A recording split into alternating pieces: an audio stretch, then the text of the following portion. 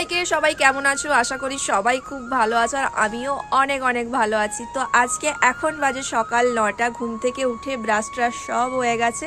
আর দেখতেই পাচ্ছ এই যে ছাদে রোদের মধ্যে এসে বসে আছি। শীতকাল মানে রোদ ছাড়া আর কোনো কথা হবে না।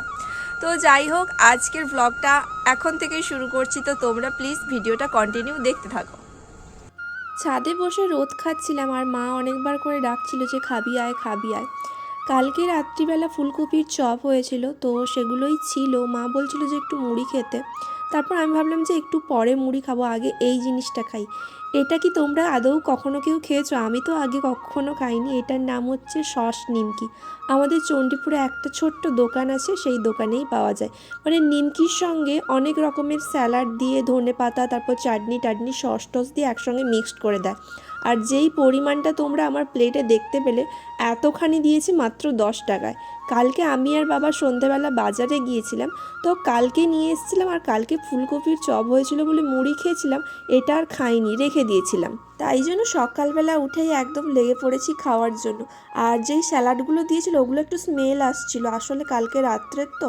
তো যাই হোক, ওগুলো ফেলে দিয়েছি। তারপর আমি নতুন করে আবার একটু শসা টসা, গাজর টাজর, পেঁয়াজ, ধনেপাতা সব রকমের একটু ভালো করে কুচিয়ে নিয়ে তারপর আবার সস টস দিয়ে মিক্সড করেছি।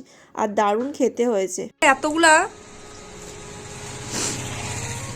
কালকে লোকটার দোকানে ভিড়, প্রচুর ভিড়। একটু লেবু রসটা বেশি হয়ে গেছে বলো, কম করে দিতে হতো। হ্যাঁ, সে চাট হে, তাকে দাও গো একটা বেটুকে। লে খা, আধে সব পায়নি, তাকে একটা দে দাও।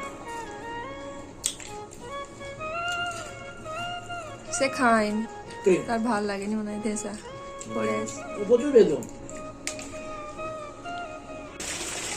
ব্রেকফাস্ট করার পর ছাদে চলে আসলাম। বালতি গামলাগুলোতে একটু জল ভরে রোদে দিচ্ছি। মানে শীতকাল মানে তো বোঝোই যে একটু গরম জল না হলে স্নানটা ঠিক হয় না। আর খুব মানে ফুটন্ত গরম জল হলে তো আমার খুবই ভালো হয়, কিন্তু মা বলে যে না, শরীর বেশি গরম হয় শীতকালে, তার জন্যই রোদে বসিয়ে দিচ্ছি। আর ওই দিকটা হচ্ছে মা রান্না করছে, ছাদেই রান্না করছে। ছোট্ট একটা টবের উনুন আছে মায়ের, তো সেখানেই রান্না করছে। আর বাবা হচ্ছে কি বাজারে গিয়েছিল, একটু মাংস নিয়ে আসছিল, তো সেই মাংস রান্না করছে। আর কি কি রান্না হয় কি জানি, বলেছি পাঁপড় টাপড় ভাজতে। তো চলো গিয়ে দেখি মা কি রান্না করছে। মা কি রান্না করছ?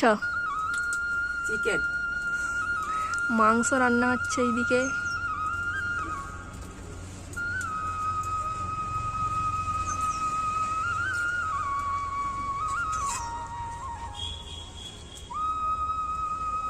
মায়ের উনানটা একদম সেই আছে, টবের উনানে। টবের উনান।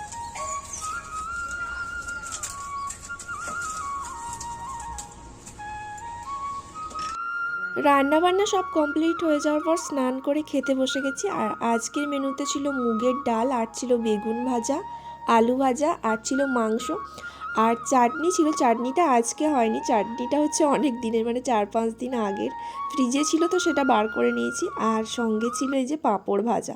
তো সবাই খেতে বসে গেছে। আর আমাদের বাড়িতে মাংস হলে বিশেষ করে আমি আর বাবা কলা পাতা ছাড়া যেন আমাদের খাওয়াটা ঠিকঠাক হয় না। মানে মাংস হলে কলা পাতায় খাওয়া চাই।